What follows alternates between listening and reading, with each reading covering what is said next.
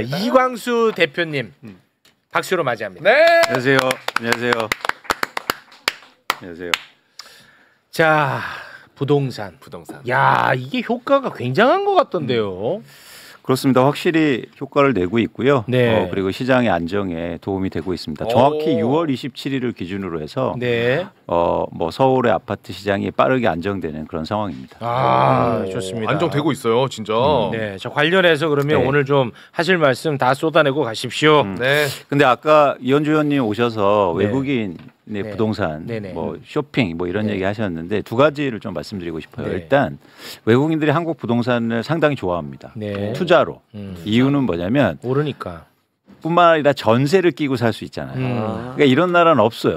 예를 들어서 전세 제도가 있는 나라가 없잖아요. 없죠. 그러니까 사실 자기 돈을 조금 들여서 살 수 있으니까. 근데 강남권의 외국인이 최근에 투자가 많았거든요. 네. 근데 대부분 교포들입니다. 교포. 네, 그래서 외국인 막 언론에서 나오는 것처럼 막 중국이라든지 이쪽보다도 네. 특히 강남권에는 교포들이 굉장히 많이 샀다. 네. 그 지점을 좀 말씀드리고 싶었어요. 이현주 의원님 나가셨지. 네, 네. 가셨어요. 만약에 이재명 정부의 부동산 정책이 성공하면 외국인 안 산다니까. 그렇죠. 왜 사? 아니 오르니까 산 거야. 아니 자기들이 살 것도 아니잖아. 우리는 거기 살기라도 하지. 그래 우리 안 산다. 맞아요. 맞아요. 아니 진짜라니까. 아, 실제로 네. 제가 이제 미국에서 살았잖아요. 13년 살고 그때 알았던 분들이 정말 미국에 계속 사시는 분들인데 한국의 부동산을 많이 사시더라고. 네. 그리고 한국에 오시면 전세로 놓고 그걸 이제 재산 증시 오르니까. 하고 있어요. 말씀하신 게 맞아요. 가장 중요해요. 가격이 오르니까. 오르니까야. 오르니까 투자로 사는 거예요. 그래. 투자로. 편하니까 사겠어? 편하니까 사겠냐고. 오르니까 사지. 그러니까 안 오르니까 이젠 안 사는 것뿐만 아니라 네. 취소도 합니다. 취소하고 내놓겠지. 아니 심지어 이거 되게 놀랄만한 건데요. 이 그래프를 하나 보실래요? 아, 네. 첫 번째 한번 보실래요? 이게 강남 3구의 아파트 취소 현황인데 6월에 얼마나 취소됐냐면 강남권에 121건이 취소됐어요. 그러니까 아직 신고 기간이 더 남아서 취소 건수가 더 증가할 텐데 네. 한번 생각해 보세요. 근데 강남에 20억 원 아파트를 사는데 계약을 했는데 취소했다는 건 계약금이 뭐냐면 엄청 계약금 2억 원을 날린다는 거거든요. 그런데도 그런데도 취소하고 있는 그런데 거예요. 취소합니다. 그러니까 이건 뭐냐면 집값이 떨어질 것 같은데 내가 투자로 사놨는데 그러니까 걱정되니까 취소도 하는 거죠. 그렇지. 네. 2억 날리는 게 돈 버는 거다 오히려. 그렇죠. 오히려 빨리빨리 여기서 쉽게 말하면 손절하는 거죠. 집가 떨어져서 몇 억 날리는 것보다. 그러니까 왜냐하면 자기가 거주하려고 샀으면 이게 취소가 안 되잖아요. 하죠. 그렇지. 절대로 어떻게 안 하지. 취소해? 내가 살아야 되는데. 그렇죠. 그럼. 그렇기 때문에 사실은 투자한 사람들이 그만큼 많았다는 반증이기도 하고 네. 또 하나 뭐냐면 그만큼 이제는 뭐 투자자들은 이제 떨어지는 거 아니야? 이런 걱정이 사실은 커지고 있다는 거죠. 이게 시장의 심리예요, 지금. 네. 그래서 이 취소 건수가 증가하고 있다는 건 시장의 심리가 빠르게 변하고 있다. 이걸 네. 보여주고 있습니다. 좋습니다. 자 그리고요. 그런데 이제 두 번째 왜 또 하나 뭐냐면 이제 대출이 안 되기 때문에 시장이 빠르게 이제 안정되고 있는 건데 최근에 한번 현황을 볼게요. 이게 네. 강남권을 중심으로 해서 30, 40대가 아파트를 산 현황인데요. 등기부등본을 조사한 건데 네. 예를 들어서 서초구 반포의 레미안 원베일리를 84제곱미터를 사는데요. 59억 원에 매매합니다. 84제곱미터가 평으로 하면 몇 평이에요? 30평대죠. 30평대인데 네. 59억이라고? 네. 에이씨 나 이 나라 안 살아. 미친 나라지 이게. 그렇지. 59억? 야, 와. 진짜. 아 죄송합니다. 와. 자, 근데 59억인데 59억인데 와. 이거를 어떻게 샀냐 봤더니 27억 원을 대출을 해서 사요. 27억을 대출. 네.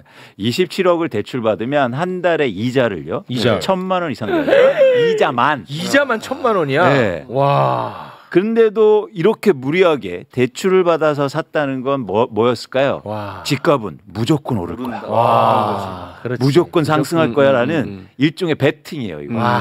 네. 근데 다른 지역도 다른 아파트도 보세요. 예를 들어서 30억 원 사는데 12억, 27억에 사는데 14억 6천, 강남구에 뭐 역삼 아이파크 28억 6천만 원에 사는데 18억 원을 대출 받습니다. 그러니까 자기 돈 절반 정도 넣고 사네. 그렇습니다. 그러니까 투자지. 그러니까 대한민국이 이런 판이었어요. 와, 이 말이 됩니까? 이거 완전 심각하죠. 러시가 되고 근데 은행이 사실은 방만했던 거죠. 그냥 꿔줘요.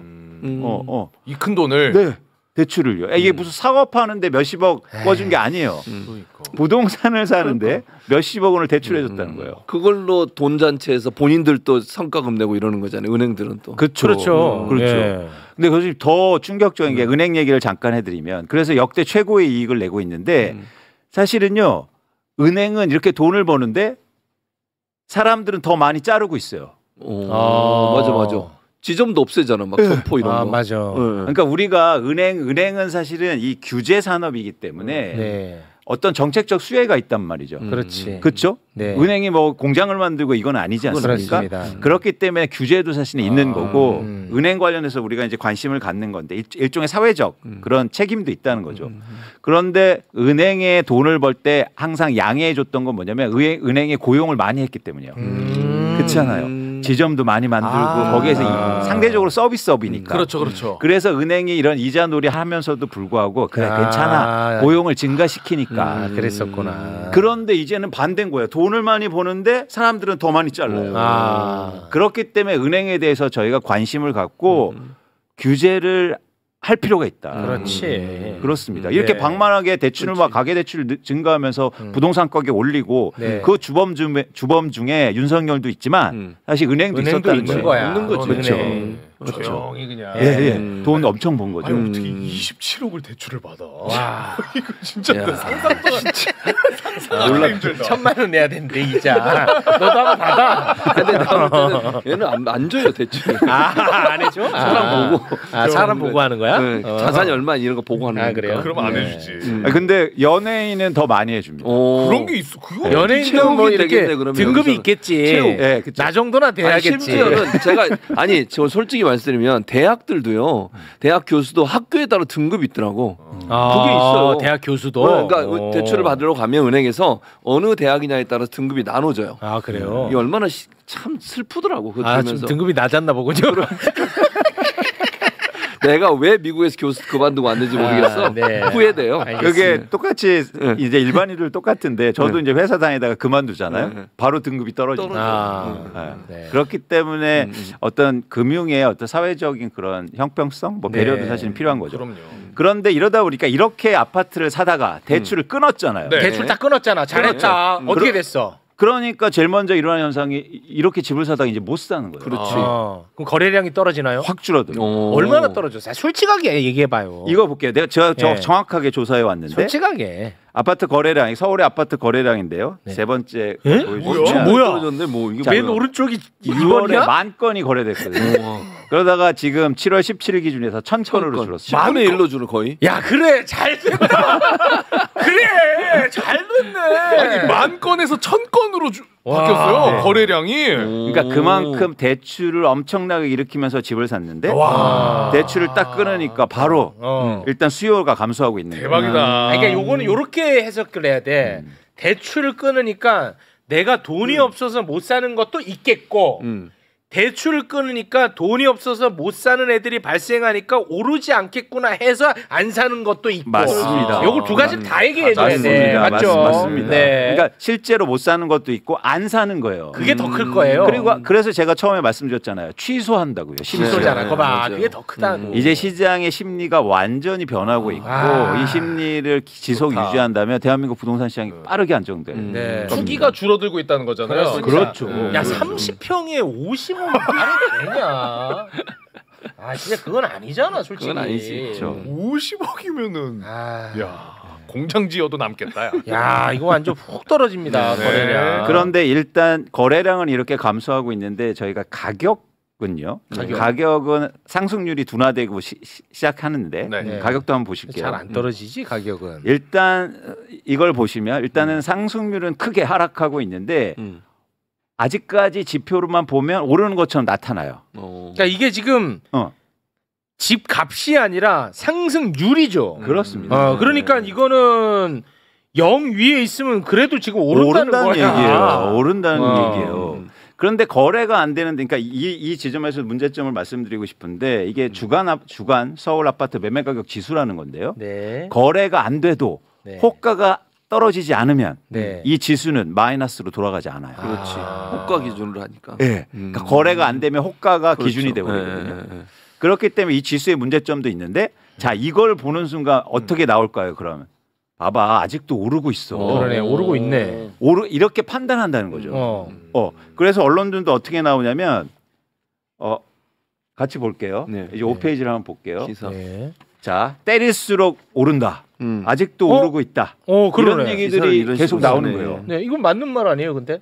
그런데 다시 한번 설명드릴게요. 네. 자 지수는 상승률을 유지하지만 그게 호가라고요. 호가. 거래되지 않아요. 얼마에 판다. 거래가 안 되는데 어떻게 매매 가격이 오르고 있냐고요. 말이 안 되지. 이거는. 그러네. 호가라는 거는 욕심이 투영된 거겠지. 그렇습니다. 그러니까 예를 들어서 6월 27일에 부동산 대책이 나왔어요. 네. 근데 집 가진 사람들이 아이고 집값 떨어지겠네 이러겠어요? 그렇게 안 하겠죠. 아니 나 기다려 볼 거야. 나 그렇지. 절대 안 내려. 그렇겠죠. 버티는 거예요. 아. 그래서 단기에는 이렇게 버티는 그게 반영이 돼요.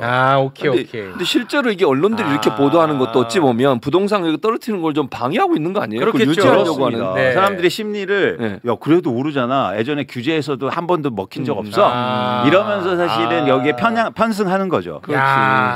그래서 우리가 다음번에 봐야 될 건 뭐냐면 이 호가가 떨어지면서 실제로 지수가 마이너스로 돌아서는 게 나타나줘야 됩니다. 네, 그렇지. 근데 이건 시간이 필요해요. 그 시간 필요합니다. 그래서 저희가 네. 계속 이제 보는 거죠. 어쨌든 아직까지 언론이라든지 네. 뭐 보수 경제지들은 계속 그래도 올라. 집값 계속 올라. 그렇게 얘기하는 거지. 그런데 거래가 안 되고 있다는 게 먼저 처음 신호예요. 그게 그렇지, 중요한 거네. 그게 중요한 거야. 그러니까 56억짜리 아까 그 집을 규제한다고 해서 규제하니까 이제 10억에 팝니다. 이렇게 안 하니까. 그렇죠.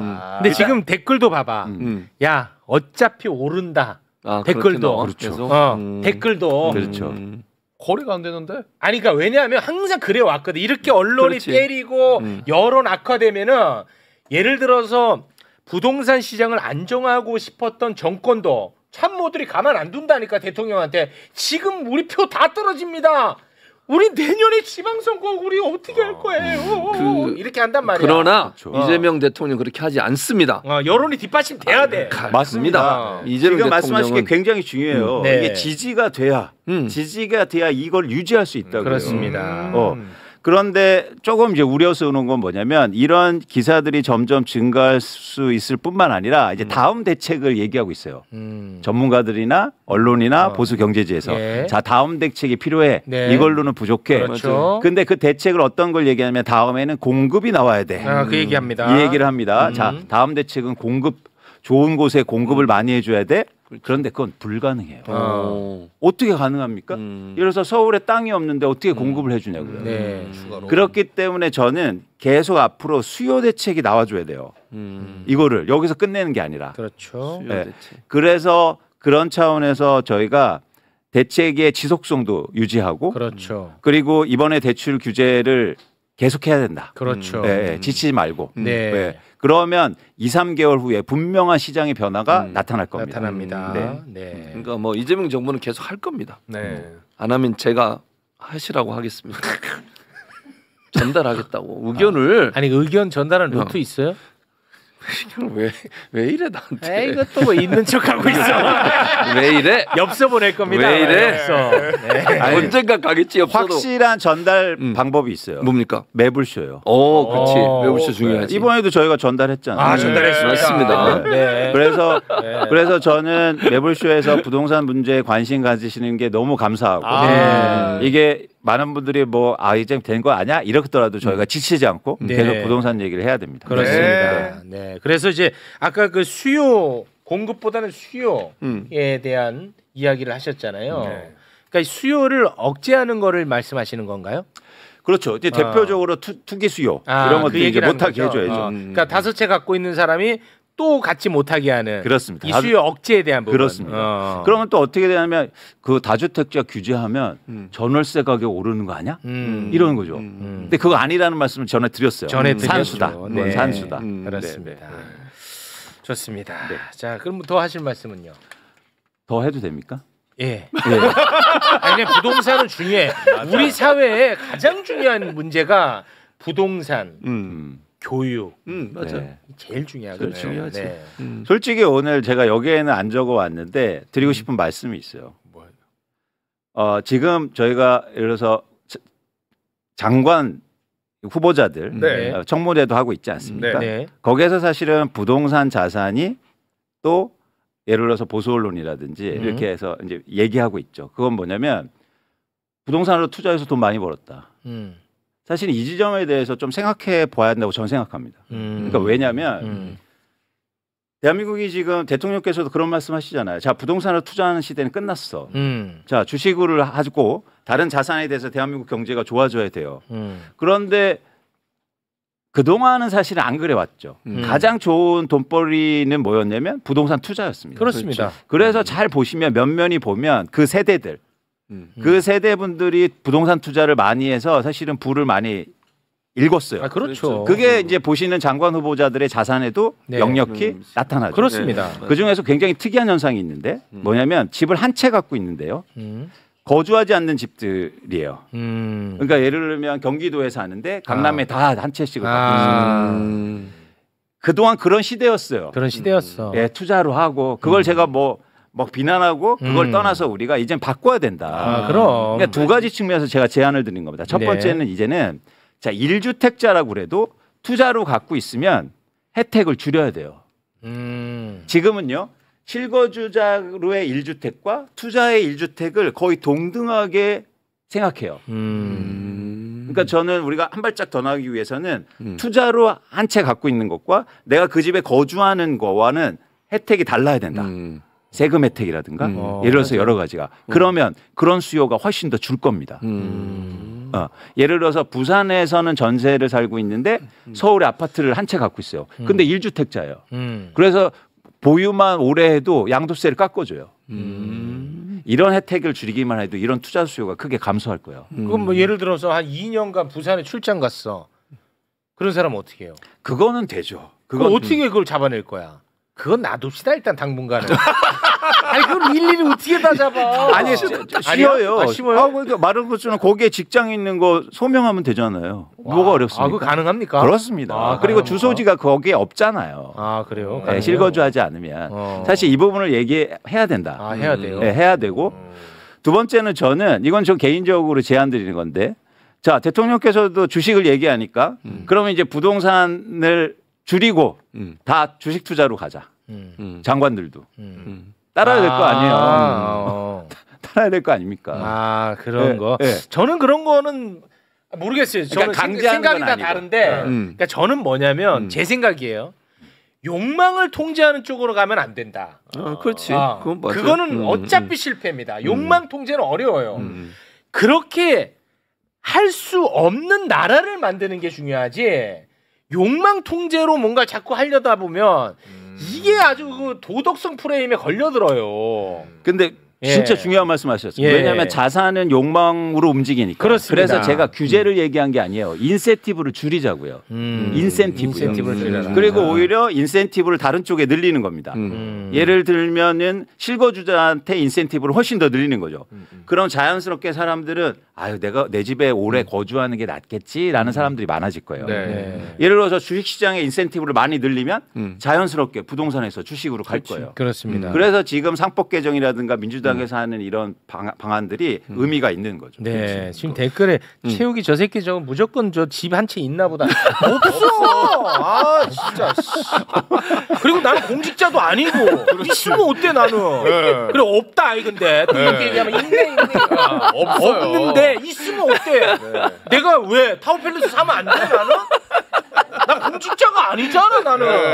아 없고. 그러니까 실제로 주식 예를 들면 주식에서 배당금을 늘려줘서 거기 투자해 놓으면 내가 뭐 예를 들면 조금이라도 매달 받을 수 있다고 하면 그것 자체로 사실은 인센티브가 되는 거 아니에요? 그렇습니다. 네. 그래서 저희가 사람들의 그런 욕망을 없애는 게 아니라 방향성을 바꾸는 거죠. 네. 근데 우리가 그래서 제가 이런 말씀을 많이 드리면 많은 분들이 저한테 또 이렇게 물어보세요. 지금 북한으로 가라고 난립니다. 댓글에서. 아 실제로 북한 가라고 난리예요. 네. 평양 가는 차표 끊어주겠다고 난립니다 지금. 네. 그래서 많은 분들 제가 요즘 또 주식 얘기를 하고 저는 원래 주식 애널리스트 저널리스트였으니까. 그렇습니다. 네. 근데 주식 얘기나 많은 분들이 야 그러면 부동산 가격 오르는 거는 뭐 안 나쁘고 주식 오르는 거 안 나빠? 그것도 똑같이 뭐 투자하고 투기하는 건데 이렇게 질문하신 분들이 굉장히 많아요. 그건 산업으로 다르지. 돈이 들어가잖아. 그렇죠. 주식은 다르지. 그런데 조금 더 거기에서 더 고민할 지점이 있어요. 더 고민합니다. 뭐냐면 제가 그 말씀을 사실 오늘 드리고 싶은 네. 건데 예를 들어서 우리나라 GDP 1인당 GDP가요 36,000달러입니다. 36,000. 예, 그런데 한 가구의 평균 인원이요. 가구 원수가 2.2명이에요. 2.2명. 그러면 2.2 곱하기 36,000달러 곱한 게 우리나라 평균 가계소득이 돼야죠. 가계소득. 그게 원화로 하면 1억 원이 돼야 됩니다. 가계소득 1억. 그러니까 우리나라 평균 가계소득이 1억 원이 돼야 돼요. 근데 네. 우리나라 평균 가계소득이 이거 6번 실제로. 보여주시면 가계 연평균 소득이 7천만 원밖에 되지 않아요. 자, 저기에서 어떤 차이가 만들어졌을까요? 왜 1인당 GDP는 높은데 여러분 그냥 감각 생각해 보세요. 왜 우리 집은 그만큼 안 되지? 그렇잖아요. 그렇지. 다 그 생각에. 네. 부가 편중돼 있는 거잖아. 그렇습니다. 편중뿐만 아니라 중요한 건 뭐냐면 경제 주체 중에서 기업이 많이 가져가고 있기 때문에 기업이 많이 가져가는 이 새끼들 진짜 내가 어디서 세나 했다 이 새끼들아. 3천만 원 갖고 와 이씨 기업들. 그렇죠. 내가 어디서 세나 했어 메모. 정확해요. 3천만 원 갖고 와야 돼요. 갖고 와 이 새끼들아. 그래서 사실은 우리가 최저임금이라든지 이런 얘기를 하는 건데 중요한 건 기업을 그렇게 또 할 수가 없잖아요. 그렇지. 근데 이게 누적적으로 해왔어요. 예를 들어서 국가에서 지원해주고 국가에서 뭐 세액공제해줘서 엄청나게 기업은 돈을 많이 누적해서 벌었는데 네. 그게 국민들한테 배분이 잘 안 됐단 말이죠. 근데 그렇게 기업이 돈을 버는데 그게 다 어디로 갔냐면 기업들이 가지고 있어요. 가지고 있어. 맞아요. 이거 완전 동맥경화야. 그렇죠. 꽉 막혔네. 꽉 막혔어. 그래서 이게 되게 중요한 겁니다. 기업이 돈이 엄청 많아요. 우리나라 기업은. 많아. 그래서 이재명 대통령은 이걸 지적하는 거예요. 자, 기업이 갖고 있는 돈을 나눠줘. 그렇지. 그래서 지금 방향성이 배당을 증강시키고 주가 얘기를 하는 거예요. 단순히 주식시장 얘기하는 게 아니라고요. 그렇습니다. 이 표를 한번 볼게요. 네. 이 뭐야? 자, 기업이 갖고 있는 저 유보자금, 저 돈들을 주식시장을 활성화시켜서 저평가를 해소시켜서 국민들한테 배분하겠다는 거예요. 그렇게 되면 자연스럽게 배당이 확대되면 어떻게 됩니까? 국민소득이 증가하게 되겠죠. 그렇습니다. 국민소득이 증가하면 소비가 증가하죠. 소비 증가합니다. 근데 어떤 이런 회사가 있을 수가 있어요.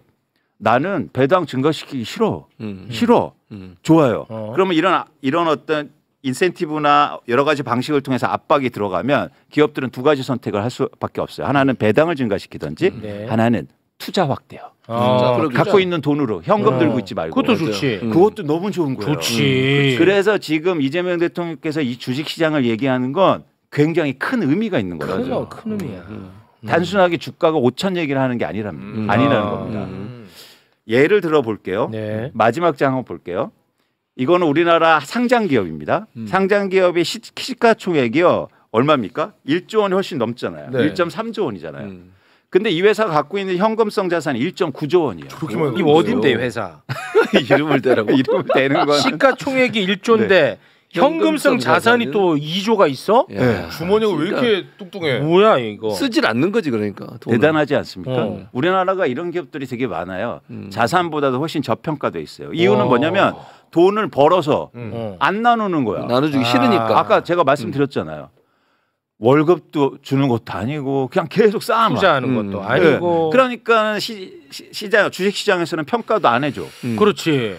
그런데 만약 여기에 이 회사가 변화한다면 이 돈들을 배당을 해주거나 투자하거나. 그렇죠. 그럼 경제가 엄청난 변화가 일어났다. 이게 바로 한국의 주식시장을 지금 이야기하는 근본적인 이유입니다. 앞으로는 자사주 소각뿐만 아니라 자산까지 소각시켜버려. 자산을 소각시켜. 그러면 투자할 거 아니야 그거. 자산까지 소각시켜. 내가 대통령 되면 자산 소각한다.